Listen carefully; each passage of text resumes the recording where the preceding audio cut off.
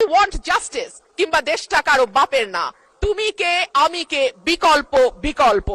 আসছে ফাগুন আমরা হব দ্বিগুণ, শোনো মহাজন আমরা অনেকজন। Change the rules, be a voice not echo. দিনে নাটক রাতে আটক, নাটক কম করো প্রিয়। হামাক ব্যাটাক মারলু কেন? মিছিলের সামনের সারিতে নারীর প্রয়োজন হয়, পুলিশের টিয়ার শেল লাঠিচার্জের সামনে নারী ঢাল হয়ে দাঁড়ায়।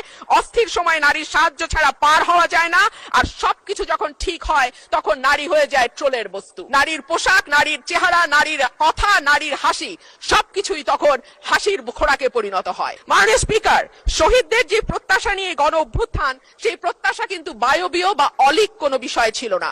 এখনো যদি আমরা দেয়ালে দেয়ালে তাকাই, আমরা দেখব তারা তাদের স্বপ্নের কথা দেয়ালে লিখে গেছে। উই ওয়ান্ট জাস্টিস কিংবা দেশটা কারো বাপের না, তুমি কে আমি কে বিকল্প বিকল্প। আসছে ফাগুন আমরা হব দ্বিগুণ, শোনো মহাজন আমরা অনেকজন। Change the rules, be a voice not echo. দিনে নাটক রাতে আটক, নাটক কম করো প্রিয়। হামাক ব্যাটাক মারলু কেন?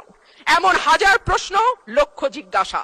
এই লড়াইটা কেবল একটা সরকার পরিবর্তনের লড়াই ছিল না মাননীয় স্পিকার। যেই কথাটি আমি বলেছি, একটা স্বপ্ন, একটা নতুন বাংলাদেশ, সকলকে নিয়ে সকলের বাংলাদেশ গঠন করবার একটা স্বপ্ন নিয়ে এই গণ অভ্যুত্থান হয়েছিল। মাননীয় স্পিকার, আমরা স্বপ্ন দেখেছিলাম ধর্ম, বর্ণ, জাতিগোষ্ঠী বা লৈঙ্গিক পরিচয়ের ভিত্তিতে কাউকে অপর বা আদার করে দেয়া হবে না। মাননীয় স্পিকার, আমি খুব বিনয়ের সাথে বলি, এই আন্দোলনের সম্মুখ সারিতে ছিলেন নারীরা।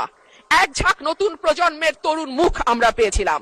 সেই নারীরা এক বছর পার না হতে হারিয়ে গেলেন কেন 7 জন নারী সাংসদের এই সংসদে, সেই প্রশ্নটা আমি আপনাদের কাছে রেখে যাচ্ছি। মিছিলের সামনের সারিতে নারীর প্রয়োজন হয়, পুলিশের টিয়ার শেল লাঠিচার্জের সামনে নারী ঢাল হয়ে দাঁড়ায়। অস্থির সময় নারীর সাহায্য ছাড়া পার হওয়া যায় না, আর সবকিছু যখন ঠিক হয় তখন নারী হয়ে যায় ট্রোলের বস্তু।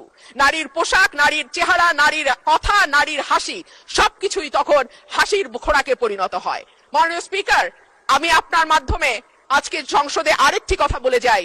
52% মানুষকে পেছনে ফেলে নতুন বাংলাদেশ রচনার কোনো চিন্তা যদি কেউ করে থাকে, সেটা কখনো সম্ভব না, কোনো দিন সম্ভব না।